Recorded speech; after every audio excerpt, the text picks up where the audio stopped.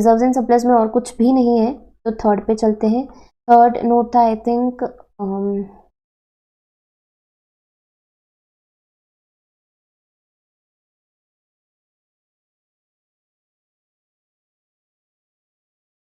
Third note directly अभी profit and loss का ही है, रेवेन्यू फ्रॉम ऑपरेशंस। तो वही लिखते हैं हम, रेवेन्यू सेल्स देख लेते हैं कितनी थी। तो थर्ड नोट हमारा जो है रेवेन्यू फ्रॉम ऑपरेशंस है। तो रेवेन्यू फ्रॉम ऑपरेशन सेल्स देखो 700, तो ये हम लिख लेते हैं यहाँ पर भी और नोट्स टू अकाउंट्स में भी दिखा देंगे।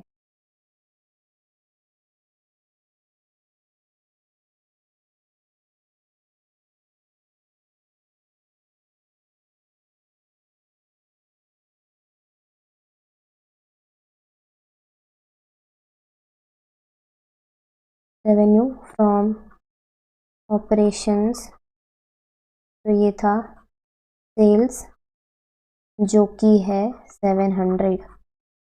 उसके बाद था आपकी अदर इनकम, ठीक है। अदर इनकम में वो याद आ रहा होगा, तो प्रॉफिट निकल रहा था हमारा किसमें से, सेल में से। किसकी सेल, मशीनरी की सेल, ठीक है। तो वो भी हम निकाल लेते हैं। तो अगर आपके पास देखो टाइम कम है तो प्रॉफिट आप ऑलरेडी मतलब कंप्यूट कर लेंगे वहां पर ऊपर, जब भी हम प्लांट एंड मशीनरी दिखाएंगे।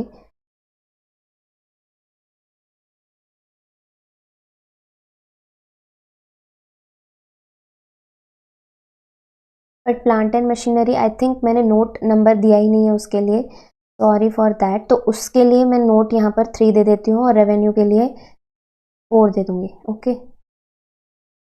प्लांट एंड पीपीई मैंने दिखाया ही नहीं है, तो पीपीई मुझे दिखाना पड़ेगा यहाँ पर। पीपीई के लिए पहला दिया है लैंड, जिसका रिवैल्यूएशन होना था, तो उसका पहले हम रिवैल्यूएशन दिखा देते हैं, और उसमें कोई डेप्रिसिएशन था नहीं।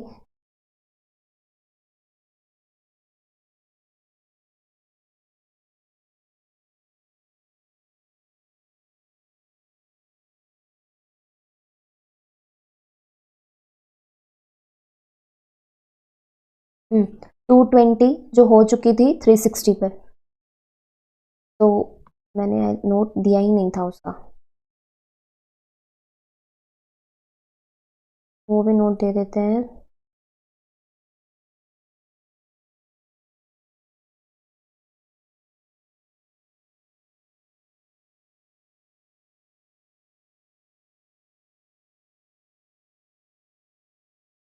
पीपी यहाँ पर मैंने नोट दिया ही नहीं है बाय मिस्टेक, तो यहाँ पर मैं 3 लिख लेती हूँ और यहाँ पे हम दिखा देंगे, ठीक है। और यहाँ पर भी नोट्स गलत हो गए होंगे उसकी वजह से, अब देख सकते हो, और ऐसे गड़बड़ होती है।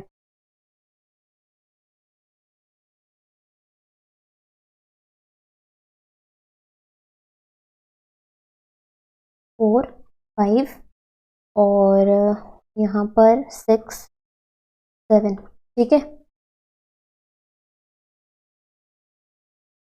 तो पीपीई की लैंड हम दिखा देते हैं 220, यहाँ पर डायरेक्टली आप 360 लिख लो और देखते हैं कि क्या आता है। 360 माइनस 220 क्या आता है, 140। तो यहाँ पर मैं लिख लूँगी अपवर्ड रिवैल्यूएशन कितने रुपीज़ से हुआ है, 140 से, ठीक है। तो ये लैंड आ गया। दूसरा था प्लांट एंड मशीनरी, ठीक है, प्लांट एंड मशीनरी। तो प्लांट एंड मशीनरी में अब ये मेन है यहाँ, तो अच्छे से देखना है यहाँ पर।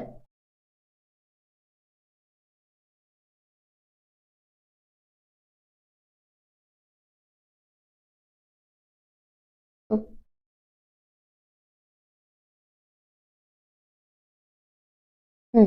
देखो यहाँ पर plant and machinery at cost दिया है, और यहाँ पर देखो प्रोविजन फॉर डेप्रिसिएशन दिया है। अगर हमें यहाँ पर समझो अकाउंट्स बनाने होते तो तब हम कैसा करते हैं, यूजुअली आपको कैसा सिखाया होगा कि प्लांट एंड मशीनरी का अकाउंट दिखाया जाता है, उसी के अंदर आपको डेप्रीसिएशन भी दिखाया जाता है। पर ये अलग तरीके से भी मेथड होता है जहाँ पे प्लांट एंड मशीनरी का अकाउंट एट कॉस्ट अलग तरीके से दिखाया जाता है और accumulated depreciation, provision for depreciation, इनका अकाउंट डिफरेंट तरीके से दिया जाता है। वो कंपनी के हिसाब से निर्भर करता है कि वो किस तरीके की अकाउंटिंग फॉलो करती है। अगर वो असेट को एट कॉस्ट दिखाती है तो accumulated depreciation plus provision for depreciation, इनका अकाउंट बनते ही बनते हैं, इनके अकाउंट्स बनते ही बनते हैं। पर अगर प्लांट एंड मशीनरी के अंदर ही सारी एडजस्टमेंट दिखाई जा रही है तो वो सिर्फ एक ही अकाउंट दिखाया जाता है, that is plant and machinery, ठीक है, वो एट कॉस्ट नहीं रहता है। तो यहाँ पर एट कॉस्ट दिखाया है तो हम भी इस तरीके से करेंगे, पर यहाँ पर तो आपको डायरेक्टली अकाउंट्स बनाने की ज़रूरत नहीं है, तो इतनी ज़्यादा टेंशन लेने की भी ज़रूरत नहीं है। अब डायरेक्टली बस थोड़ी सी जो भी एडजस्टमेंट्स हैं, जो भी सेल वेल हुआ है, डेप्रीसिएशन दिखाना है, वो आप करके दिखा सकते हो आराम से। आई थिंक अकाउंट्स वाला यही सेम पार्ट आपको हायर परचेज में देखने को मिलेगा, जहाँ पे हम अकाउंट्स बनाएंगे, ठीक है।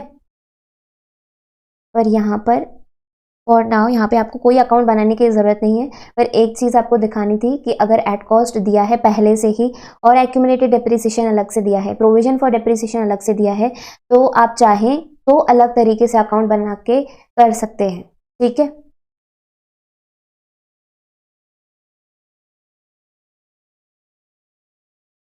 तो प्लांट एंड मशीनरी यहाँ पर मैं आपको सीधे सीधे एक ढंग का फॉर्मूला ही बता रही हूँ, ठीक है। ओपनिंग जो आपके पास दी रही है प्लांट एंड मशीनरी की, जो भी आपका रिवैल्यूएशन हुआ है वो आपको लिखना है, उसके बाद लेस करना है आपको सोल्ड वाला पार्ट, ठीक है, सोल्ड पार्ट आपको लेस करना है। और नॉर्मली आप कैसे करते हैं प्लांट एंड मशीनरी में, आप डेप्रीसिएशन लेस करते हैं, तो डेप्रीसिएशन आप करेंगे लेस, ठीक है, और ऐड करेंगे accumulated depreciation. Accumulated depreciation, sorry मेरे पास जगह नहीं है इसलिए मैं इस तरीके से लिख रही हूँ, बिकॉज मैंने नोट नंबर ढंग से दिए नहीं थे, जगह छुट्टी नहीं थी, इस वजह से आप देख सकते हो किस तरीके से हुआ है। तो आप इस तरीके से कर सकते हो। देखो ओपनिंग जो भी है प्लांट एंड मशीनरी की, वो जो भी रिवैल्यूएशन हुआ है, अपवर्ड है डाउनवर्ड है, वो दिखा दो। उसके बाद जो भी आप सेल कर चुके हो वो दिखाओ। डेप्रीसिएशन हम माइनस करते हैं, इतना तो आपको पता होगा क्योंकि घट रहा है असेट आपका, प्लस एक्यूमुलेटेड डेप्रीसिएशन। अब बहुत लोग कंफ्यूज होते हैं, हाँ, डेप्रीसिएशन में और एक्यूमुलेटेड डेप्रीसिएशन में दोनों में अंतर क्या है। तो सीधा सीधा मैं बता दूं, अगर डेप्रीसिएशन जो आपका होता है वो सिर्फ सिंगल ईयर के लिए हो रहा है, सिंगल ईयर के लिए ही हो रहा है, दैट इज आप इसी साल के लिए दिखा रहे हो। पर एक्यूमुलेटेड जो डेप्रीसिएशन होता है, दैट इज एक्यूमुलेट, मतलब कि जितने सालों तक ये एसेट है, जितना आप डेप्रीसिएशन उस करते आए हो, डिक्रीज करते आए, डेप्रीशिएट करते आए हो, पूरा का पूरा टोटल डेप्रीसिएशन यहाँ पर आ जाता है, टोटल। और जबकि आप डेप्रीसिएशन में सिर्फ देखोगे तो सिर्फ करंट ईयर का, एक साल का ही यहाँ पर दिखाया जाता है, और एक्यूमुलेटेड में जितनी आप असेट डिक्रीज करते आए हो, डेप्रीशिएट करते आए हो जितने अमाउंट से, वो टोटल अमाउंट यहाँ पर दिखाया जाता है। तो कंफ्यूज मत होना, ठीक है। डेप्रीसिएशन अलग होता है और एक्यूमुलेटेड डेप्रीसिएशन अलग होता है, दोनों में डिफरेंस होता है, ठीक है। आई होप ये पार्ट क्लियर है। यही फॉर्मूला करके आप प्लांट एंड मशीनरी की वैल्यू इजी से निकाल सकते हो, आसानी से निकाल सकते हो। तो यहाँ पर अमाउंट में लिख लेती हूँ। तो ओपनिंग आपके पास क्या था,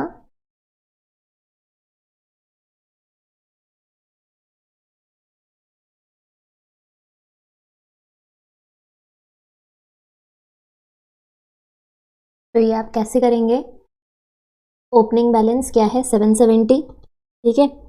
उसमें से आपने सोल्ड वाला पार्ट हटाया और उसके बाद सोल्ड वाला पार्ट हटा के आपको लेस करना है प्रोविजन, ठीक है। उसके बाद एक्यूमुलेटेड ऐड कर दो और उसके बाद करंट ईयर का भी डेप्रीसिएशन निकलेगा जो आपको हटाना पड़ेगा, और वही करंट ईयर का डेप्रीसिएशन आपके प्रॉफिट एंड लॉस अकाउंट में भी जाएगा, ठीक है। तो डेप्रीसिएशन एक्सपेंस आपका जाएगा इसमें प्रॉफिट एंड लॉस में, और इसमें से भी आपको हटाना पड़ेगा। तो आप डेप्रीसिएशन किस तरीके से निकालेंगे, करंट ईयर का कैसे निकलेगा, 770, आप सोल्ड वाला पार्ट हटा ले 10 इंटू 10% एट कॉस्ट बोला है ना, तो हाँ 76 आ जाएगा। इस तरीके से 76 आ जाएगा। मैं आपको अच्छे से ये लिख के बताती हूँ कि किस तरीके से आएगा ये।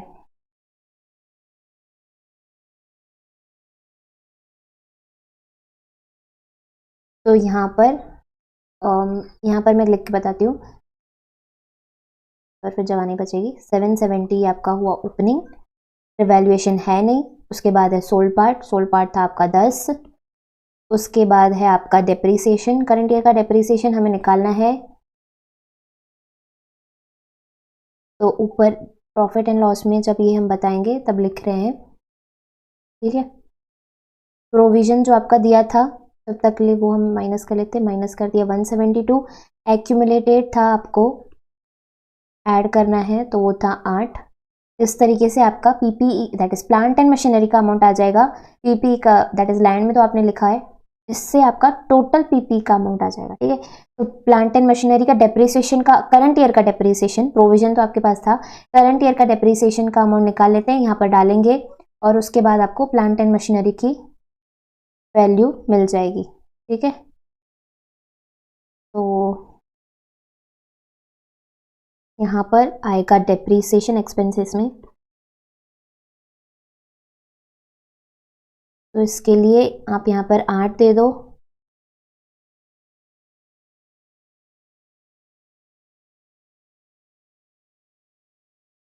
और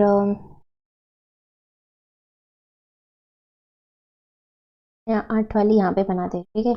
डेप्रीसिएशन, डेप्रीसिएशन आपका किस तरीके से, नॉर्मल डेप्रीसिएशन आप किस तरीके से निकालते हो, आपकी ये ओपनिंग बैलेंस जो आपके पास था, जो सेल वैल्यू, सेल वाला पार्ट था वो आप यहाँ से हटा रहे हो, दैट इज ये 10 और तो आपको कितना आएगा अमाउंट आपकी 760।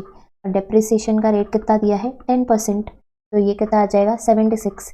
अब बहुत जन कहाँ क्या करेंगे, यहाँ पर कंफ्यूज हो जाते हैं कि ठीक है आपने 10% लगाया इसके ऊपर, तो जो एक्यूमुलेटेड डेप्रिसिएशन सेल वैल्यू पर आया है तो वो कहाँ पे जाएगा। एक्यूमुलेटेड डेप्रिसिएशन जो है वो ऑलरेडी चार्ज हो चुका है, आपको बार बार चार्ज करने की ज़रूरत नहीं है, और आप पहले ही देख चुके होंगे वो करंट ईयर का नहीं है, एक्यूमुलेटेड है।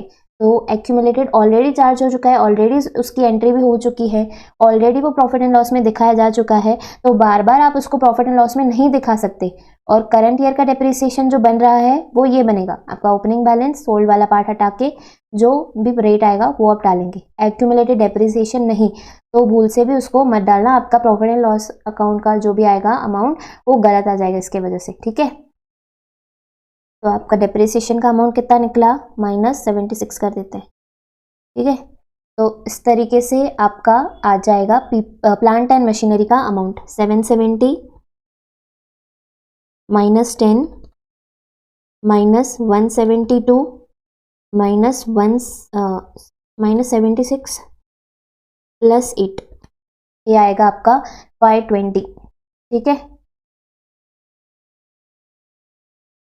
ये आपका आएगा 520 और आपका टोटल पीपीई आएगा 880। I hope you understand plant and machinery का पार्ट, ठीक है। ओपनिंग ऐड होता है, ओपनिंग प्लस रिवैल्यूएशन, उसके बाद आप सोल्ड पार्ट हटा देंगे।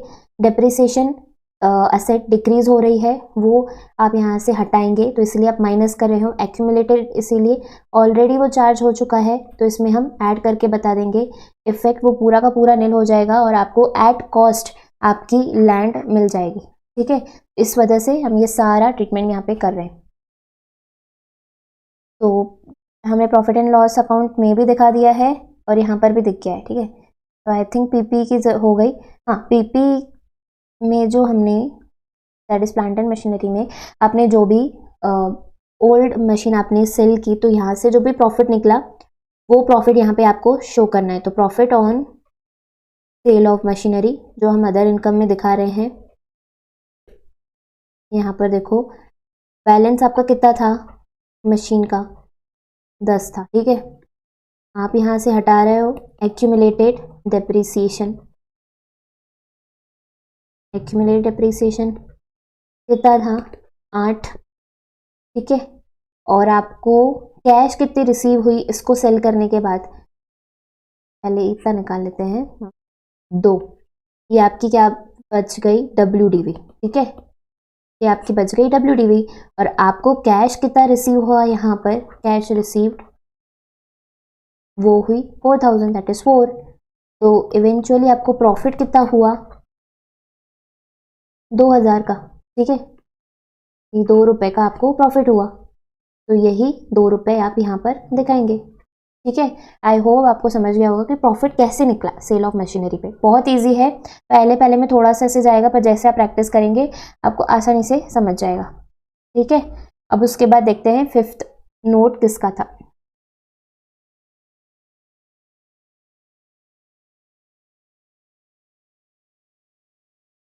फिफ्थ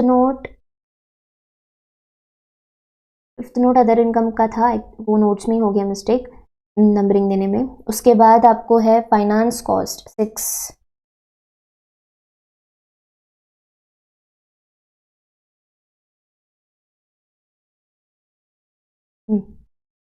4, 5, 6 फाइनेंस कॉस्ट जो एक ही था।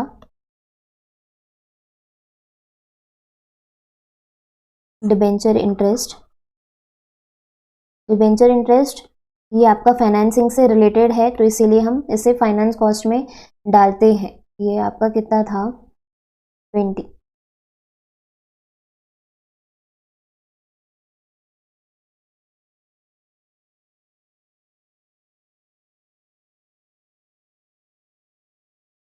ये हो गया आपका 20। अब उसके बाद कौन सा है फाइनेंस कॉस्ट के बाद में, आई थिंक अदर एक्सपेंसेस ही मैंने दिया था, तो यहाँ पर लिख लेते हैं अब अदर एक्सपेंसेस। तो पहला आपका था फैक्ट्री एक्सपेंसेस, उसके बाद था एडमिनिस्ट्रेशन, ठीक है, और लास्ट था सेलिंग।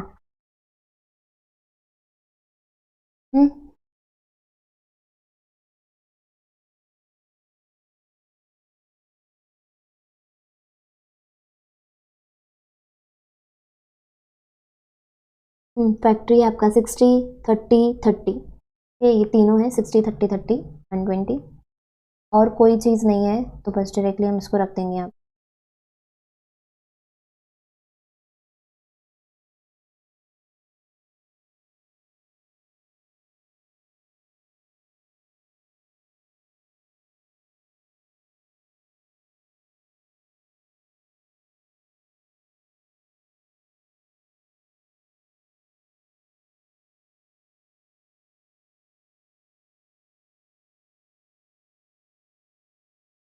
थर्टी, ये आपका होता है 120। वो भी डाल देते हैं। आई थिंक सारे आपके नोट्स टू अकाउंट्स बन चुके हैं, तो धीरे धीरे हम ये सारे अमाउंट्स डालेंगे, तो पहले डालते जाएंगे, ठीक है।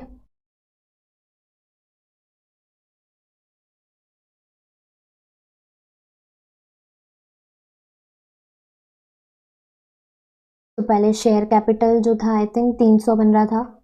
ऑथोराइज यहाँ पे नहीं डाला जाता है, ठीक है, वो सिर्फ नोट्स टू अकाउंट्स का ही पार्ट होता है, आपका मेन सॉल्यूशन का पार्ट नहीं होता है। रिजर्व्स एंड सरप्लस ये बच चुका था, तो ये रिजर्व्स एंड सरप्लस आखिर में ही लिखेंगे। करंट लाइबिलिटीज ये सारे हो चुके थे। पीपी का अमाउंट 880 था, वो भी लिख लेते हैं। ट्रेड रिसीवेबल्स हो गए, कैश एंड बैंक बैलेंस हो गया है, इन्वेंट्रीज सिर्फ एक प्रॉफिट एंड लॉस मतलब रिजर्व्स एंड सरप्लस ही बचा है एक इसमें, बाकी सब हो चुका है। रेवेन्यू जो आपका यहाँ पर था 700 था, ठीक है। अदर इनकम जो आपको बनी थी वो थी 2, और इससे आपकी टोटल इनकम आ जाती है 702, ठीक है। एडजस्टेड परचेसेस हमने डायरेक्टली लिख लिए थे। फाइनेंस कॉस्ट आपका था 20, दैट इज वो था डिबेंचर इंटरेस्ट। अदर एक्सपेंसेस आपके थे 120, डेप्रिसिएशन था आपका 76। तो इससे आपके टोटल एक्सपेंसेस कितने आ जाते हैं, 320 प्लस 20 प्लस 120 प्लस 76, ये आ जाता है टोटल एक्सपेंसेस 536, ठीक है। आपका प्रॉफिट एंड लॉस कितना आ जाएगा, 166। प्रॉफिट आपका कितना आया, 166। अब यही 166 आपको डालना पड़ेगा रिजर्व्स एंड सरप्लस में, आपको मिल जाए अमाउंट पूरा का पूरा।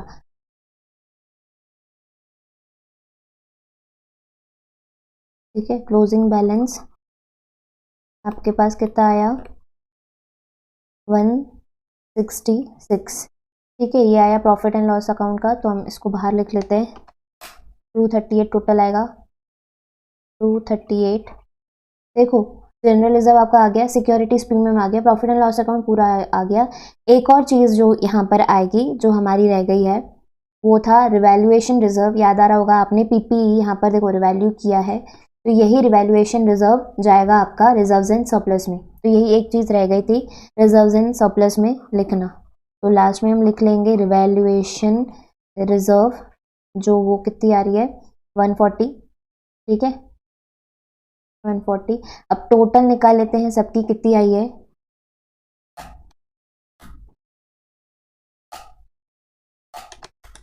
तो ये टोटल रिजर्व्स एंड सरप्लस की कितनी है 548।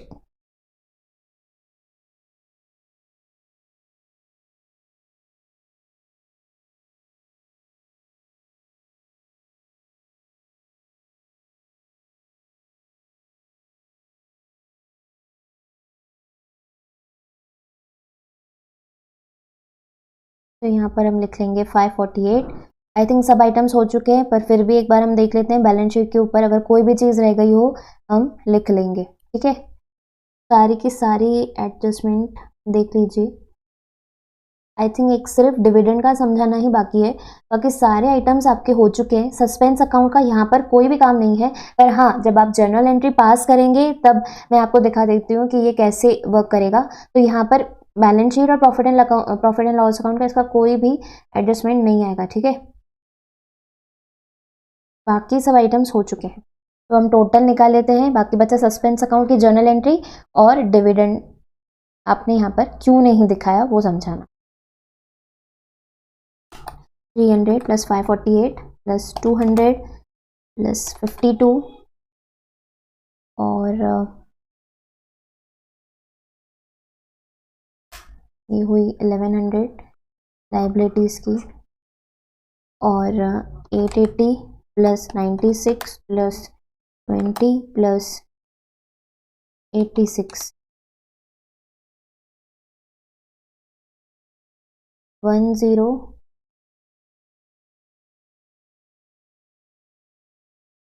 880 प्लस 96 प्लस 20 प्लस 86, ये आ रही है 1082। आई थिंक कुछ तो भी हमने मिस कर दिया है, यहाँ पर कर लेते हैं एक बार।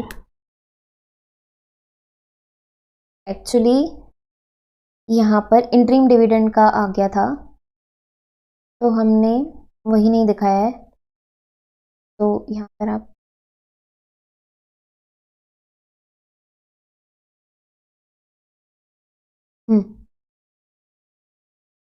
इंटरिम डिविडेंड आपको याद आ रहा होगा कि ये एक अप्रोप्रिएशन होता है प्रॉफिट में से ही। तो आपको क्या करना होगा, यहाँ पर आपको माइनस करके दिखाना होगा, क्योंकि इस साल वो पे किया गया है इंटरिम डिविडेंड पेड, तो ये प्रॉफिट एंड लॉस अकाउंट में से ही पे किया गया होगा, तो हमें यहाँ पे माइनस करके दिखाना होगा, उसी की वजह से ये अमाउंट गलत जा रही है। ठीक है, तो यहाँ पर हम माइनस करके दिखा देते हैं। क्लोजिंग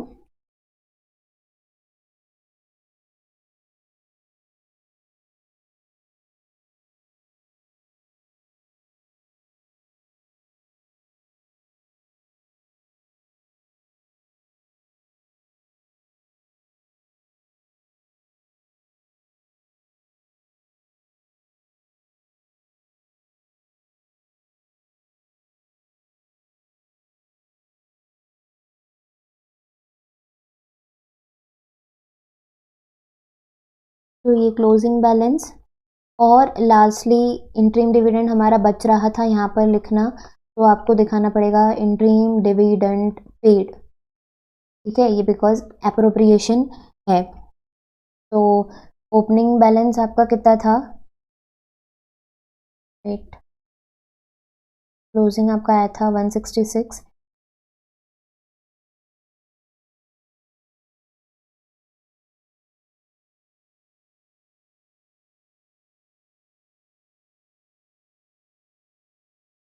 इंटरिम डिविडेंड 18 और आपका ओपनिंग है 72।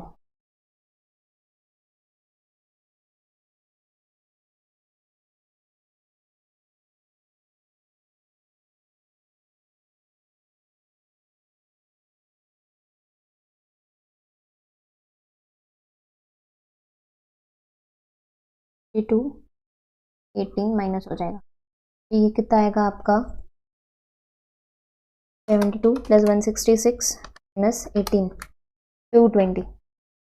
ये आएगा आपका प्रॉफिट एंड लॉस अकाउंट का बैलेंस, ठीक है। और रिवैल्यूएशन रिजर्व भी ऊपर होके बता देते हैं ढंग से लिख के।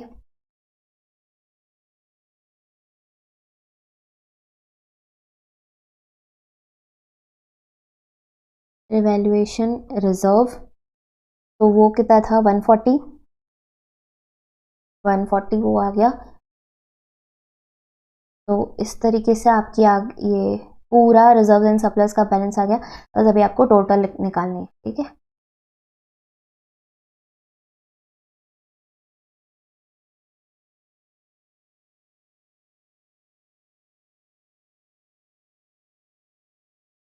ये 220 था, मैंने 200, ये आएगा यहाँ पर 220 इसका।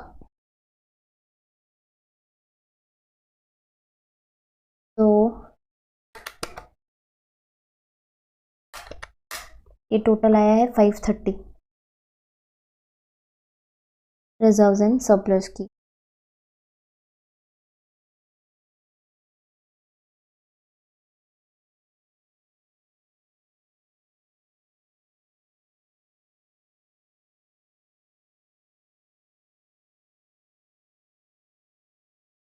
फाइव थर्टी प्लस करके देख लेते हैं कितना आया है।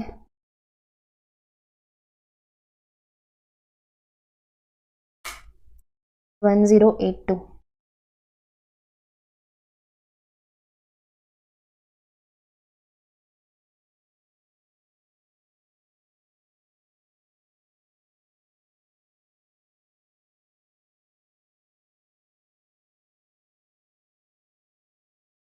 आई थिंक एक एप्रोप्रिएशन की वजह से ही गलत हो गया था, नहीं तो अदरवाइज सही था आंसर।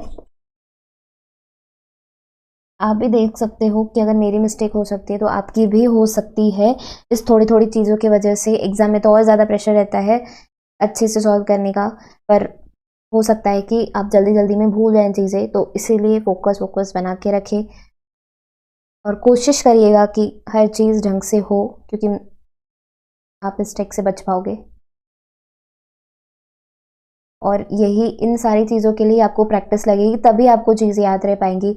एक एक चीज़, फॉर एग्जांपल अभी हमने प्लांटेन मशीनरी जब हम निकालने जा रहे थे तो डेप्रिसिएशन हमारा रह गया था, हमने डेप्रिसिएशन लिखा और उसी में लैंड जब हमने लिखा तो उसमें रिवैल्यूएशन हुआ, तो वो रिवैल्यूएशन में वो भी रिजर्व में एंड सरप्लस में जाता, तो उसके वजह से भी हमारा गलत होता और एंट्रिंग डिविडेंड हमारा रह गया था जिसके वजह से गलत आया।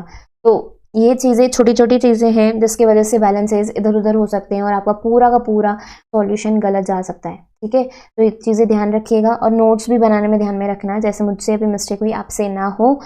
और हाँ, दो चीज़ें और रही थी, आपको सस्पेंस अकाउंट को लेकर जनरल एंट्री दिखानी थी और डिविडेंड डिक्लेयर्ड हमने क्यों नहीं दिखाया, फाइनल डिविडेंड डिक्लेयर्ड हमने क्यों नहीं दिखाया बैलेंस शीट के अंदर। अगर आप देखो मैंने डेट को अंडरलाइन करके दिखाया हुआ है जो है 2 अप्रैल 2012 और आपकी रिपोर्टिंग डेट देखो यहाँ पर 31 मार्च 2012।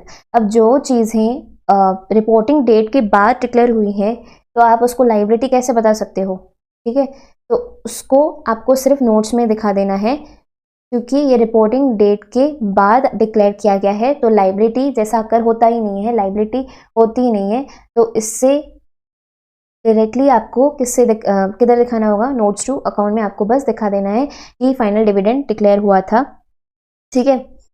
तो इसकी वजह से ही हमने नहीं डाला है यहाँ पर।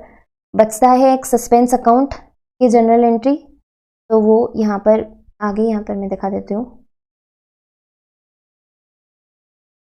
तो आपका सस्पेंस अकाउंट, ठीक है, जो था कितना था 4, तो उसको डेबिट कर देते हैं। जो जो चीज़ें में ढंग से आ रही हैं उसको कर देते हैं, सस्पेंस अकाउंट को डेबिट कर देते हैं कि वो एक्चुअली कैश रिसीव वो रिप्रेजेंट करता है, उसकी वजह से मशीनरी क्रेडिट होगी क्योंकि वो सेल हो रही है, हो चुकी है, टू मशीनरी 10। एक्यूमुलेटेड डेप्रिसिएशन तो वो भी दिखाएंगे, पर वो एक्यूमुलेटेड डेप्रिसिएशन डिडक्शन है मशीनरी का प्रीवियस ईयर का, तो वो ऊपर आ जाएगा। एक्यूमुलेटेड डेप्रिसिएशन कितना था, 8। तो ठीक है, और बचता है आपका यहाँ पर प्रॉफिट, जो इनकम रिसीव्ड है क्रेडिट होगा, प्रॉफिट ऑन सेल, तो वो बचेगा 2। इस तरीके से आपकी ये पूरी जर्नल एंट्री होती है। इसका कोई काम नहीं रहेगा बैलेंस शीट के अंदर। तो आई होप ये पूरा का पूरा इलस्ट्रेशन आपको समझ में आया होगा। आई नो ये थोड़ा सा डिफ़िकल्ट है, पर ये चीज़ें आपको प्रैक्टिस से बहुत आसान हो जाएंगी। की प्रैक्टिसिंग। एंड अगर ये वीडियो आपको पसंद आए, don't forget to like share and subscribe, please please subscribe करेगा। एंड ऑल्सो थैंक्स मेरी प्रीवियस वीडियोज़ को इतना प्यार बरसाने के लिए। And keep watching, keep loving, keep shining, and yeah take care. तब तक के लिए मिलूंगी मैं आपको नेक्स्ट वीडियो में। Thank you and Radhe Radhe ji.